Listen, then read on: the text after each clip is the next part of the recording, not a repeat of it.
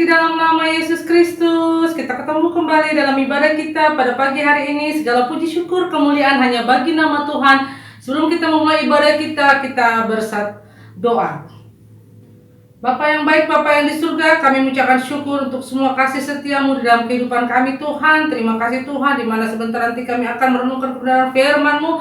Berbicara Engkau ya Tuhan, urapi bibir dan perkataan hamba-Mu, sehingga hanya isi hati-Mu saja Bapa yang disampaikan. Karena kami percaya Bapa, setiap firman yang kami dengar itu akan memberikan kekuatan bagi kami, sehingga kami yang lemah akan dikuatkan, kami yang sakit akan disembuhkan, bahkan kami yang terikat akan dibebaskan, karena firman-Mu adalah kemerdekaan bagi kami. Terima kasih Bapa, segala kuasa yang bukan daripada Allah kami tolak, ikat dan hancurkan semua kuasanya di dalam nama Yesus Kristus. Bapa yang buat kami mengerti akan firman-Mu, sehingga apa yang tidak kami mengerti, Bapa yang membuatnya kami mengerti. Dan apa yang tidak kami pahami, biar Bapa yang membuat kami untuk memahaminya. Bahkan apa yang terselubung, biar Bapa yang menyikapkannya bagi kami. Terima kasih Bapa, berbicara bagi kami, karena kami telah siap untuk mendengarkannya. Di dalam nama Yesus Kristus kami datang dan mengucap syukur. Haleluya. Amin. Segala puji syukur kemuliaan hanya bagi nama Tuhan. Pada pagi hari ini kita akan merenungkan kebenaran firman Tuhan yang kita baca dari kitab 1 Timotius 4 ayat 12. 1 Timotius 4 ayat 12. Demikian, jangan seorang pun menganggap engkau rendah karena engkau muda. Jadilah teladan bagi orang-orang percaya dalam perkataanmu, dalam tingkah lakumu, dalam kasihmu, dalam kesetiaanmu, dan dalam kesucianmu. Inilah firman yang pada pagi hari ini kita renungkan bersama, sehingga kita dapat mengerti apa rencana dan kehendak Allah dalam kehidupan kita, dengan tema yang saya ambil adalah jangan seorang pun menganggap engkau rendah. Tema kita pada pagi hari ini adalah jangan seorang pun menganggap engkau rendah. Kitab Timotius adalah kitab yang dituliskan oleh Rasul Paulus ya kepada anak didiknya ya yang bernama Timotius. Di mana surat ini ditulis pada saat Timotius melayani di kota Efesus. Itu bisa kita baca dalam 1 Timotius 1 ayat 3 di mana pada saat itu umur dari Timotius, anak didiknya Rasul Paulus, itu masih relatif sangat muda ya. Dan ibunya bernama Eunike dan neneknya Lois dipuji karena iman dan kesalehan mereka mengikuti Kristus Yesus ya, karena dia termasuk orang yang percaya ya. Itulah ibu dan neneknya dari Timotius. Timotius tadi sudah saya katakan adalah murid dari Rasul Paulus ya. Kalau kita membaca tema kita ya, yang tadi sudah saya sampaikan, jangan seorang pun menganggap engkau rendah karena engkau muda. Ini berbicara tentang pandangan orang terhadap diri kita ya. Kalau ada orang menilai kita, tentu dia akan menilai dengan dua pilihan, yaitu dari sisi baiknya maupun dari sisi buruknya. Itu menurut anggapan orang yang menilai kita. Nah, makanya saya ambil tema jangan seorang pun menganggap kita rendah, supaya kita tahu ya sisi apa yang harus kita ikuti dalam kehidupan kita ini ya. Kata rendah di sini bisa berupa kata menyepelekan ya, atau sepele. Oleh karena apa? Oleh karena kemudaan seseorang. Tentunya semua orang tidak mau dianggap rendah. Karena kalau seseorang dianggap rendah, tentunya sepertinya mengejek ya. Kalau seseorang itu dianggap rendah, sepertinya mengejek ya. Bisa juga tidak masuk hitungan ya. Kalau orang disepelekan itu biasanya seolah kita itu tidak masuk hitungan. Bisa juga kata seperti seolah mengejek ya, bahkan ujung-ujungnya seperti menghina ya, karena disepelekan ya. Itulah kalau seseorang itu dianggap rendah ya, menyepelekan ya, yang berakhir bisa dengan kata penghinaan ya. Oh, dia itu nggak mampu, dia itu nggak bisa, dia kan masih muda, apa sih yang bisa dilakukannya ya. Itu adalah anggapan seseorang terhadap orang yang masih muda, yang belum yang dianggap tidak bisa melakukan apapun ya. Jadi saya sering juga mendengarkan kata-kata seperti itu ya. Kata-kata seperti orang menyepelekan orang lain, bahkan tidak dianggap karena kemudaan mereka ya. Karena terlampau muda dianggap dia itu tidak bisa melakukan apapun, dianggap tidak pantas melakukan apapun, bahkan dianggap tidak layak untuk melakukan hal-hal yang besar ataupun hal-hal yang mulia. Padahal kalau kita lihat kapasitas dan kemauan si pemuda tersebut ya, sangat besar kemungkinannya dia dapat sanggup melakukan melakukan perkara-perkara yang besar. Bahkan dia mampu melakukan hal-hal yang tidak mungkin kita pikirkan ya. Nah, itu makanya kita tidak boleh menyepelekan orang-orang muda ya. Sebelum kita melihat kapasitas dia, kemampuan dia ya, dalam melakukan segala sesuatu ya. Sama halnya seperti apa yang disampaikan Rasul Paulus kepada Timotius, sekalipun dia masih muda ya, karena dia pada saat itu relatif masih muda ya. Dia harus mampu dan sanggup melakukan perkara yang besar, melakukan hal-hal yang besar. Bersama dengan siapa? Bersama dengan Tuhan tentunya.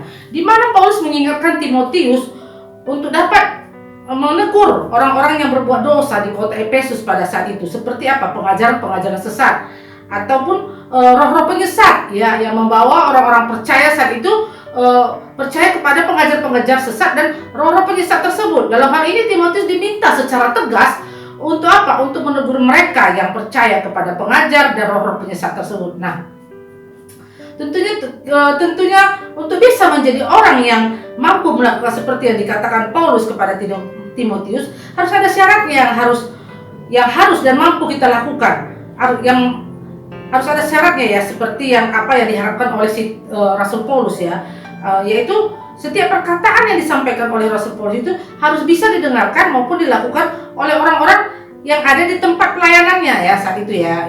Sehingga Rasul Paulus sendiri harus menjadi teladan bagi orang-orang percaya saat itu, baik dalam apa? Dalam perkataannya, dalam tingkah lakunya, dalam kasihnya, dan dalam kesetiaannya, dan serta juga dalam kesuciannya. Nah, itulah yang diharapkan oleh Rasul Paulus terhadap siapa? Terhadap Timotius ya, pada saat dia melayani di kota Efesus. Menjadi teladan di sini bukan berarti menjadi teladan di sini ya berarti harus sungguh-sungguh ya. Menjadi teladan di sini maksudnya adalah harus sungguh-sungguh menjadi pelaku firman yang sesungguhnya dalam setiap kehidupan, sehingga perkataannya, tingkah lakunya seturut dengan pimpinan Roh Kudus. Nah, inilah dia maksudnya di sini menjadi teladan ya, seturut dengan pimpinan Roh Kudus dan mempunyai hati yang mengasihi sehingga menjadi setia dalam kesuciannya ya, sehingga dia juga setia dalam perkara-perkara yang dia disampaikan untuk dapat dia selesaikan dalam kesuciannya, menjaga kehidupannya Timotius sehingga dia tidak tercemar ya, hidupnya tidak tercemar. Itu maksudnya menjaga kesuciannya ya. Perkataan yang disampaikan Rasul Paulus ini juga sudah sampai ya. Apa yang disampaikan oleh Rasul Paulus kepada Timotius ini juga firman Tuhan, yang perkataan yang disampaikan ini juga saat ini juga disampaikan bagi kita ya, bagi kita yang harus juga kita lakukan. Apakah kita pada dalam masa muda kita saat ini kita mau menjadi teladan bagi orang-orang percaya? Menjadi teladan tentu harus berjuang dan berkorban untuk bisa mematikan keinginan daging. Nah, untuk menjadi teladan kita itu bukan tidak berjuang, bukan tidak berkorban, tapi kita harus berjuang dan berkorban untuk apa? Untuk bisa mematikan keinginan daging ya. Bersama siapa? Bersama dengan Tuhan, di bawah pimpinan Roh Kudus tentunya. Nah, kalau kita melihat di tengah situasi dan kondisi saat ini ya, di mana ada desakan kebutuhan ekonomi seperti sekarang ini ya, ada berapa banyak sih sosok yang layak untuk diteladani dalam kehidupan kita sehari-hari? Kalau kita melihat ya, kita melihat orang-orang yang ada di sekitar kita, orang-orang yang mungkin kita lihat di sepanjang kehidupan kita, ada berapa banyak orang yang bisa menjadi teladan bagi orang lain ya, bisa menjadi teladan bagi orang lain, khususnya di tengah situasi saat seperti ini ya, dalam desakan kebutuhan ekonomi saat ini ya. Nah, ada berapa orang yang bisa menjadi teladan bagi kita saat ini ya? Apakah kita juga sudah siap dan sanggup menjadi teladan atau panutan bagi orang yang ada di sekitar kita? Nah, apakah kita juga sudah siap menjadi orang yang menjadi teladan dan panutan bagi orang-orang yang ada di sekitar kita di dalam kehidupan kita sehari-hari, sehingga orang tidak menganggap kita rendah? Nah, mampukah kita menjadi teladan, menjadi panutan bagi orang lain, sehingga sekalipun kita muda, kita tidak dianggap rendah oleh orang-orang yang ada di sekitar kita ya? Karena ada begitu banyak orang yang menolak ya, dengan berbagai cara maupun dengan berbagai alasan untuk menjadi teladan dan panutan bagi orang yang ada di sekitarnya ya. Ada banyak orang ya, mungkin kita sendiri juga menolak untuk menjadi panutan, menjadi teladan bagi orang-orang yang ada di sekitar kita. Mengapa harus aku? Kenapa harus aku? Kenapa bukan dia? Ya sudahlah, dia saja. Aku nggak pantas, aku nggak layak gitu ya. Nah, banyak orang seperti itu ya, menolak ya. Karena apa? Karena tadi sudah saya katakan bahwa di dalam kita melakukan menjadi contoh, menjadi panutan, menjadi teladan, kita harus apa? Berjuang dan juga harus berkorban untuk itu ya. Berkorban untuk apa? Mematikan semua keinginan daging sehingga kita pantas menjadi teladan, sehingga kita juga tidak direndahkan oleh orang-orang yang ada di sekitar kita ya.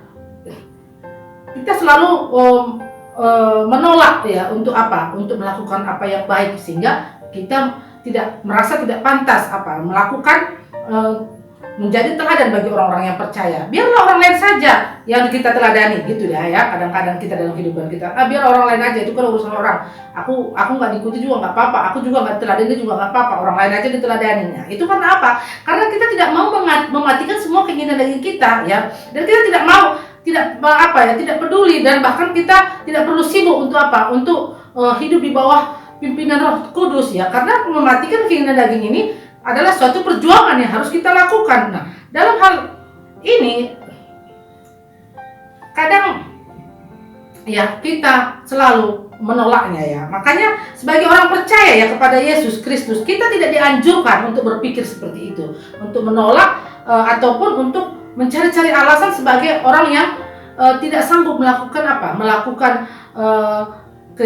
melakukan untuk mematikan semua keinginan daging tadi. Karena apa? Karena Roh Kudus sudah diberikan bagi kita untuk untuk bersama dengan kita untuk mematikan keinginan daging tadi, sehingga kita mampu dan sanggup menjadi orang seperti apa yang dikehendaki Yesus, yaitu menjadi teladan, menjadi panutan bagi orang-orang yang ada di sekitar kita. Nah, Alkitab dengan jelas menunjukkan bahwa kita semua diminta ya. Alkitab juga menunjukkan bahwa kita semua diminta untuk tampil menjadi teladan dalam banyak hal. Mulai dari mulai dari perbuatan kita sampai dengan sampai dengan iman percaya kita kepada Tuhan. Nah, itulah Alkitab juga mengajarkan kita untuk kita tampil menjadi teladan dalam banyak hal, mulai dari mulai dari perbuatan baik kita dan hingga iman kita kepada Tuhan. Nah, firman Tuhan selalu mengingatkan kita untuk terus berusaha menjadi teladan di dalam banyak hal. Untuk itu perlu kita memperhatikan bagaimana kita hidup ya, sehingga setiap orang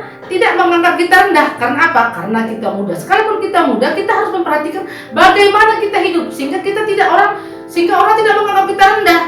Perhatikanlah bagaimana bila kita berkata-kata ya. Tadi kan dikatakan jangan seorang pun menganggap engkau rendah karena engkau muda, tetapi jadilah teladan bagi orang-orang percaya dalam dalam perkataanmu. Makanya dalam setiap berkata-kata kita harus memperhatikan kata-kata kita itu adalah kata-kata yang membangun orang, bukan menjatuhkan orang. Kata-kata kita itu menyejukkan hati orang, membuat orang semangat, bukan mematahkan semangat orang. Nah, itulah perkataan apabila perkataan itu berasal daripada Roh Kudus ya.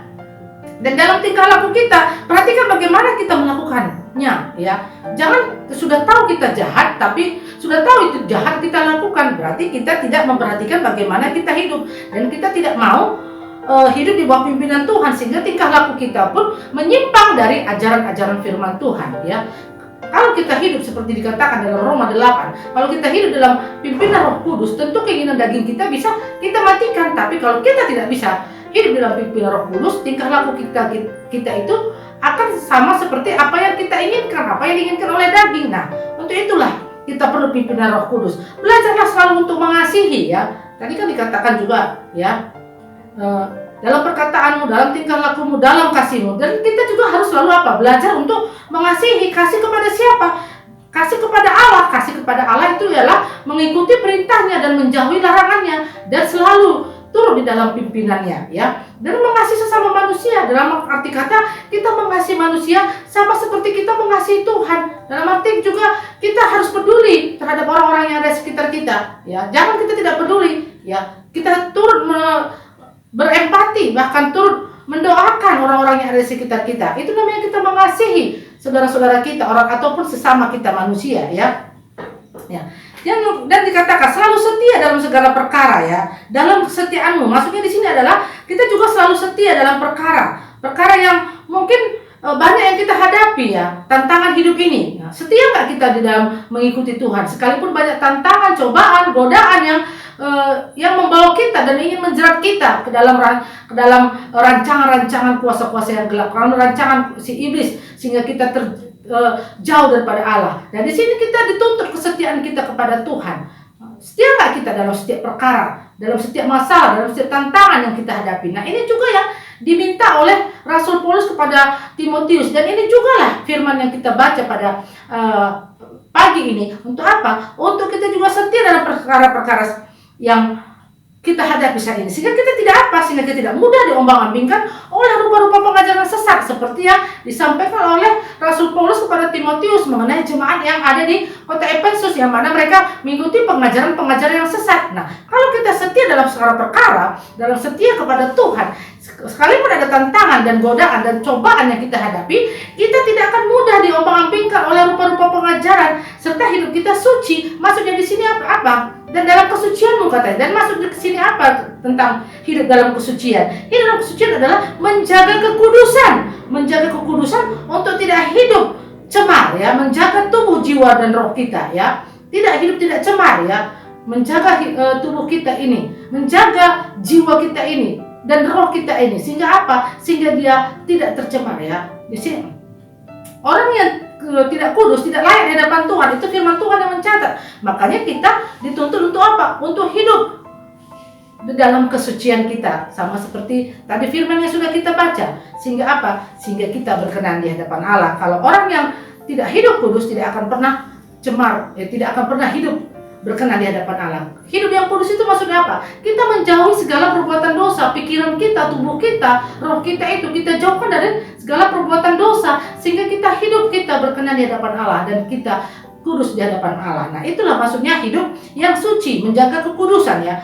Kalau dalam hidup kita, ya, kalau dalam kehidupan kita sehari-hari, kita sebagai orang muda, ya, siapakah yang menjadi panutan kita? Ya, tentulah orang tua kita yang ada di rumah, ya, yang menjadi teladan bagi anak-anaknya, ya. Tapi di sini kita mau belajar, siapa sih sesungguhnya yang menjadi teladan bagi kita saat ini? Yang menjadi teladan bagi kita yang menjadi teladan bagi orang-orang percaya adalah Yesus Kristus itu sendiri, ya. Yesus menjadi teladan yang sesungguhnya bagi orang-orang yang percaya. Kita harus melakukan apa yang telah dilakukan Allah, apa yang telah dilakukan Yesus selama dia hidup di dunia ini, ya. Dia hidup di dunia ini tentu juga mengalami tantangan, mengalami cobaan, mengalami tekanan, tapi Yesus selalu bertahan dan taat dan setia sampai akhirnya, sampai mati bahkan dia setia. Jadi jika kita hanya pintar ngomong, ya, hanya pintar mengatakan tentang yang baik, tapi kalau kita tidak melakukannya, kita sama dengan apa? Tong kosong nyaring bunyinya, tidak ada artinya, nol artinya, ya. Sehingga kalau kita hanya berkata-kata saja tanpa melakukannya, itu sama dengan mati, kata firman Tuhan. Iman tanpa perbuatan pada hakikatnya adalah mati. Makanya lakukanlah, ya, sama seperti Yesus yang sudah menjadi teladan bagi kita, ya. Sehingga apa? Sehingga kebaikan kita dapat dilihat oleh orang, ya. Jangan kita mengatakan tentang kebaikan, tapi tingkah laku kita, perbuatan kita, ya, itu bertolak belakang dengan apa yang kita katakan, ya. Jadi untuk itu kita perlu pimpinan Roh Kudus setiap hari. Minta selalu pimpinan Roh Kudus untuk menolong kita, sehingga apapun yang kita lakukan hari ini, apapun yang terjadi hari ini, Roh Kudus memimpin kita, sehingga kita tidak mudah diombang-ambingkan, tidak ke kiri dan ke kanan, tapi kita memandang kepada Yesus dan hidup di bawah pimpinan Roh Kudus. Dan Yesus adalah merupakan contoh yang sangat sempurna bagi kita. Yesus mengajarkan banyak sekali tentang kasih. Kasih Yesus itu adalah kasih yang dengan standar yang sungguh jauh dari apa yang dipandang dunia, ya. Yesus itu standar kasihnya itu lain, ya, berbeda dengan dunia. Kalau dunia ini mengasihi ketika kalau orang lain mengasihi ketika dia dikasihi, tapi Yesus tidak. Dia mengasihi sekalipun kita tidak mengasihi dia, sekalipun kita berbuat dosa, tapi Yesus selalu mengasihi, bahkan mengampuni kita. Nah, itulah standar Yesus dalam mengasihi. Kalau kita tidak, kalau orang mengasihi kita, kita baru mengasihi dia. Nah, makanya kita perlu teladan Yesus Kristus itu sendiri. Supaya apa? Supaya kita bisa, ya, melakukan seperti apa yang Yesus lakukan di dalam kehidupannya selama dia ada di dunia ini. Nah, dan Yesus sendiri, ya, kalau kita melihat dari Matius 20 ayat 26 sampai dengan 27, ya, dan di ayat 28-nya dia berkata, sama seperti anak manusia, Yesus berkata, sama seperti anak manusia datang bukan untuk dilayani, melainkan untuk melayani dan untuk memberikan nyawanya menjadi tebusan bagi banyak orang. Nah, saya ulang sekali lagi di ayat 28-nya, Yesus berkata, sama seperti anak manusia datang bukan untuk dilayani, melainkan untuk melayani dan untuk memberikan nyawanya menjadi tebusan banyak orang. Nah, itulah tugas dan misi Yesus datang ke dunia ini. Dia datang bukan untuk melayani, dia datang bukan untuk dilayani, tetapi dia datang untuk melayani kita manusia yang berdosa ini, sehingga di dalam dia kita beroleh keselamatan. di dalam Dia kita beroleh apa? Kehidupan yang kekal. Nah, Yesus ajarkan begitu banyak tentang kasih, begitu banyak tentang teladan bagi kita. Nah, untuk itulah kita perlu ya mengikuti pengajaran Yesus ini. Yesus begitu mengasihi kita sehingga Dia rela memberikan nyawanya bagi kita. Itu bisa kita baca dalam Yohanes 15 ayat 13 ya. Dia sendiri rela ya, oleh karena kasih yang besar terhadap kita. Dia sendiri rela memberikan nyawanya. Seorang sahabat katanya di dalam Yohanes 15 ayat 13, tidak ada kasih yang lebih besar daripada kasih seorang yang memberikan nyawanya untuk sahabat-sahabatnya. Nah, itulah Yesus. Dia memberikan nyawanya bagi kita. Berarti kasihnya itu lebih daripada segala-galanya. Supaya apa? Supaya kita selamat dan kita tidak binasa. Untuk itu kita perlu meneladani contoh apa yang diberikan Yesus bagi kita. Yaitu tadi sudah dua saya sampaikan. Yaitu adalah Dia datang bukan untuk dilayani, tapi Dia datang untuk melayani. Dan Dia sendiri yang apa? Dia sendiri memberikan nyawanya, kasihnya bagi kita. Bisakah kita mengambil posisi seperti apa yang dilakukan Yesus ini? Yaitu apa? Melayani orang lain, memberikan contoh dan perbuatan yang baik bagi orang lain, mengasihi orang lain seperti kita mengasihi Tuhan. Ya, itulah yang diinginkan Yesus. Itulah contoh ya. Sebenarnya masih banyak lagi contoh yang diberikan Yesus ketika Dia ada di dunia ini, ketika Dia datang ke dunia ini ya, yang harus kita teladani. Nah, nanti saya akan sampaikan apa-apa saja itu. Tapi kita lanjutkan dulu sebelumnya ya. Berulang kali Yesus dan di dalam setiap contoh dan di dalam setiap nasihat yang disampaikan Yesus, Dia selalu berulang kali mengingatkan ya untuk kita apa? Untuk kita meneladani Dia. Itu artinya sangatlah penting bagi kita untuk menanggapinya secara serius ya. Yesus berulang kali dalam setiap perkataannya untuk kita selalu meneladani Dia. Itu berarti perlu ya kita lakukan dan sangat penting bagi kita untuk kita menganggapnya dengan serius ya. Supaya apa? Supaya kuasa Tuhan itu bekerja dalam kehidupan kita sehingga kita menjadi teladan bagi orang-orang yang percaya. Dan Yesus sendirilah yang menjadi contoh dan teladan bagi kita di dalam kehidupan kita. Dan Yesus menunjukkan keteladanan itu mulai sejak kapan? Mulai sejak Dia dari kecil ya sampai akhir hidupnya, taat dan setia sampai mati di kayu salib. Nah, itulah teladan yang disampaikan Yesus.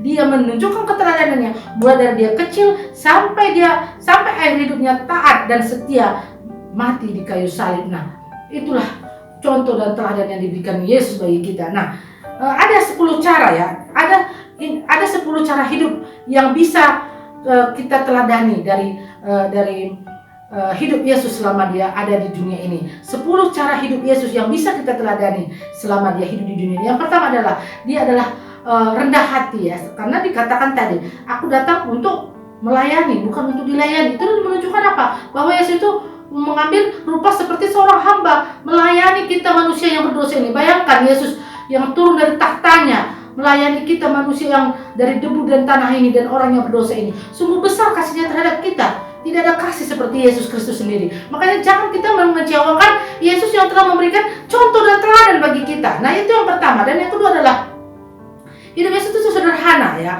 Dia tidak mau tidak mau terikat dengan keinginan-keinginan dunia ini. Makanya kita perlu meneladani Yesus Kristus itu sendiri ya. Karena apa? Karena kalau kita terpikat dengan keinginan-keinginan dunia ini, dengan kekayaan dunia ini, otomatis hidup kita juga tidak akan pernah sempurna sama seperti Yesus. Ya, makanya belajarlah untuk hidup sederhana ya.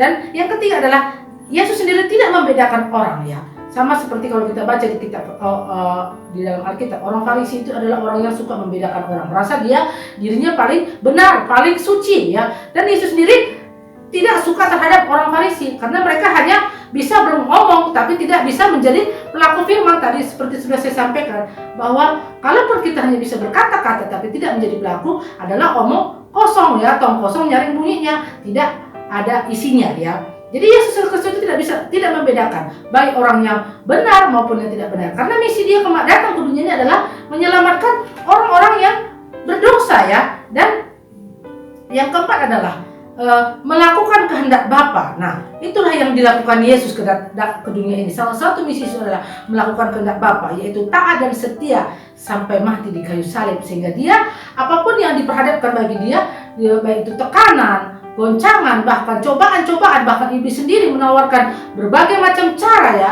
untuk merayu Yesus supaya Yesus menyembah iblis, tapi Tapi Yesus tidak mau menyembah iblis. Karena apa? Karena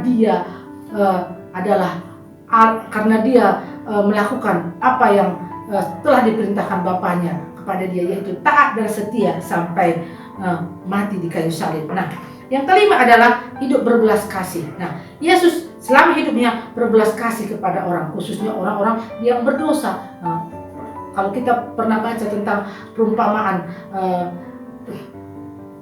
satu domba yang hilang, dia mencari domba yang hilang itu, walaupun cuma satu, dia meninggalkan 99 domba yang ada bersama dengan dia. Kenapa? Karena itulah misi dia datang ke dunia ini, ya. Dia mengasihi orang yang berdosa. Karena dia tugas dan tanggung jawab yang diberikan Bapa baginya adalah untuk menyelamatkan orang-orang berdosa. Makanya dia hidup berbelas kasih. Bagaimana ketika ada para imam, ya, yang ingin melempar seorang wanita pelacur saat itu, ya, untuk disiksa, untuk dilempar supaya dia bertobat oleh karena dosanya. Tapi Yesus membela perempuan yang berdosa ini, ya. Membela dalam arti kata apa? Membela dalam arti kata siapa yang tidak berdosa, dialah yang pertama kali membunuh, dialah yang pertama kali melempar wanita ini. Itulah perkataan Yesus. Siapa yang tidak berdosa, itulah yang pertama kali melempar wanita ini. Tapi di antara mereka yang hadir itu, di antara mereka yang mau melempar wanita yang berdosa ini, tidak satu pun yang mau melemparnya. Mereka pergi satu persatu. Nah, itulah Yesus menunjukkan belas kasihnya bagi orang berdosa. Nah, tapi apakah Yesus juga membela orang yang berdosa? Dia atau membenarkan orang berdosa? Yesus tidak membenarkan orang berdosa. Malah dia mengatakan sama perempuan itu, aku pun tidak akan menghukum engkau. Pergilah dan jangan berbuat dosa lagi. Nah, itu diajarkan Yesus. Pergilah dan jangan berbuat dosa lagi. Itulah yang diinginkan Yesus bagi kita. Itulah belas kasih Yesus bagi kita. Dia mengampuni kita dan dia ingin kita bertobat sungguh-sungguh sehingga kita tidak berbuat dosa lagi. Itulah contoh dan teladan yang diberikan Yesus bagi kita. Dan yang keenam adalah Yesus orangnya tekun di dalam berdoa, ya. Ketika dia ada di dunia ini, dia suka berdoa dan bahkan mengambil waktu selalu berdoa kepada Allah Bapaknya yang ada di surga. Nah, itulah salah satu juga contoh teladan yang disampaikan Yesus yang patut kita ikuti, yaitu kita tekun di dalam berdoa dan suka mengampuni, ya. Suka mengampuni. Yesus datang dan contoh yang disampaikan Yesus adalah ketika dia hidup di dunia ini juga suka mengampuni. Seperti tadi yang sudah saya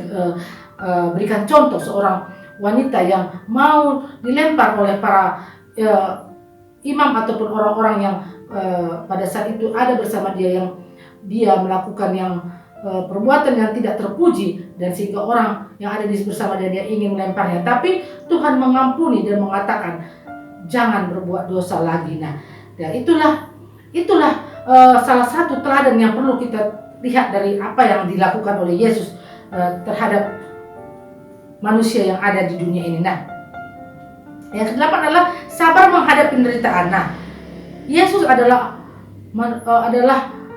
teladan yang perlu kita ikuti. Karena apa? Karena dia juga manusia yang pada saat ada di dunia ini sabar menghadapi penderitaan. Nah, karena di dunia ini tidak ada tempat yang tidak menderita, pasti ada penderitaan. Sama seperti Yesus ketika dia datang ke dunia ini, dia juga mengalami penderitaan, dia juga mengalami siksaan. Ketika dia ditangkap, ketika dia dianiaya, dia sabar dan tidak memberontak sama sekali. Nah, bahkan dia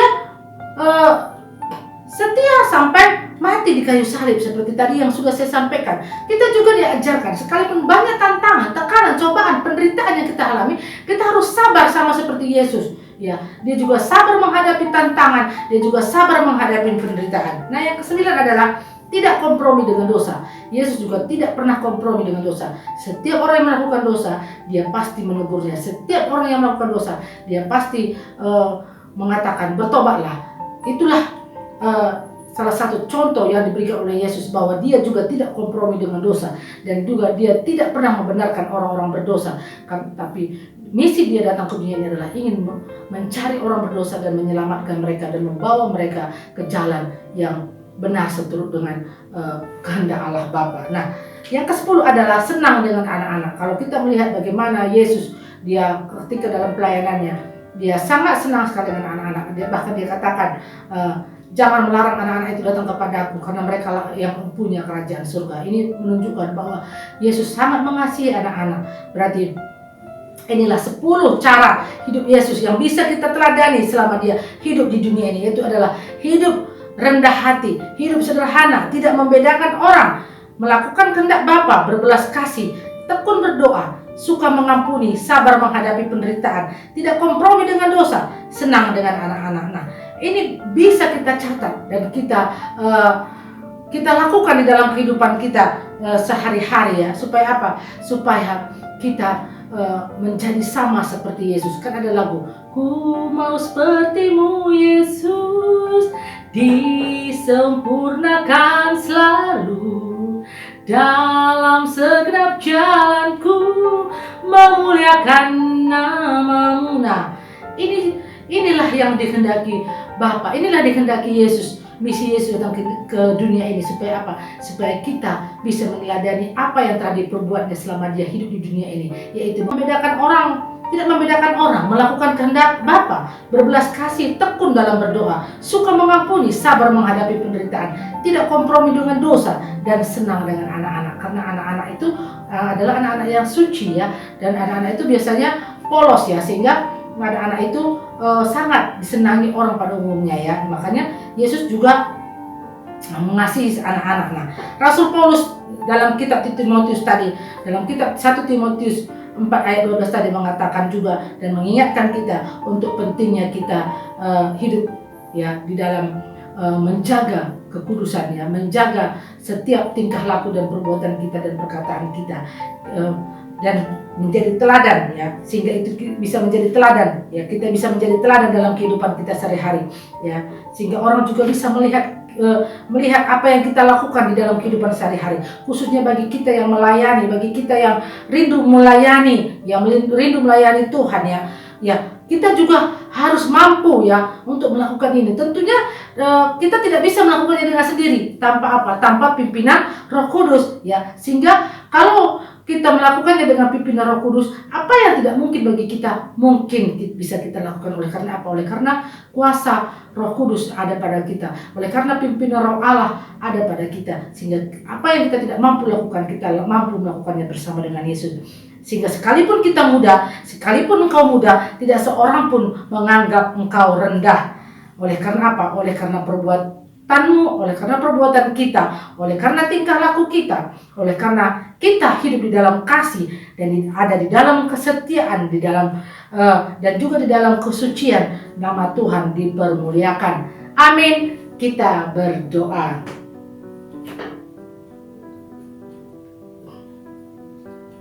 Allah Bapa yang di surga, kami mengucapkan syukur Tuhan untuk firman-Mu hari ini.